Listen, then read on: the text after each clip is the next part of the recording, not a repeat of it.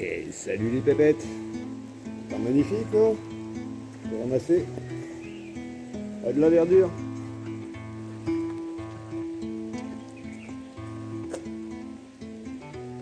Parfait.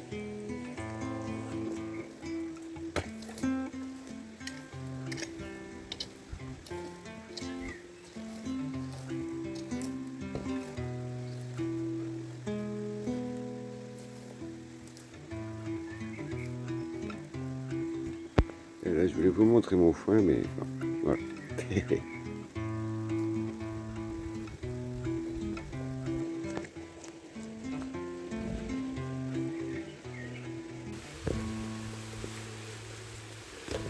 Voilà.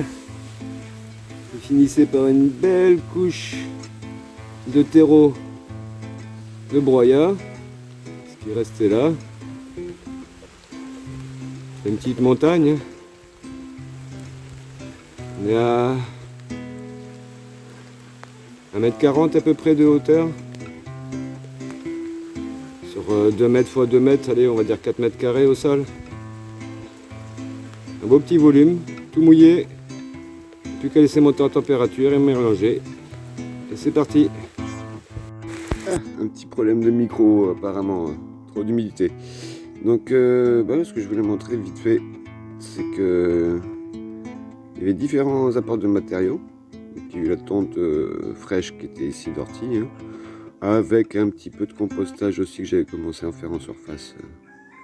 Voilà, c'est des ronces principalement et de l'eau qui coule dessus pour bien humidifier. Là, ce côté-là, c'était plus des déchets verts de mes voisins. On peut le voir ici, des tontes de pelouse, hein, principalement, qui sont bien mélangées, qui ont bien apporté de l'apport en azote.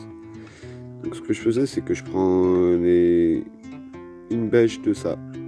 Je superposais 2-3 couches pour bien la prendre. Ou un râteau de ça pour m'étaler entre 5 et 10 bêches. On va dire à peu près de compost plus carboné. Il faut un ratio carbone sur azote, on appelle ça le C sur N, plutôt de 30. Si on en croit les écrits, et là, le terreau carboné, son ratio il est un petit peu descendu, il est plus tout à fait à 100 pour 1.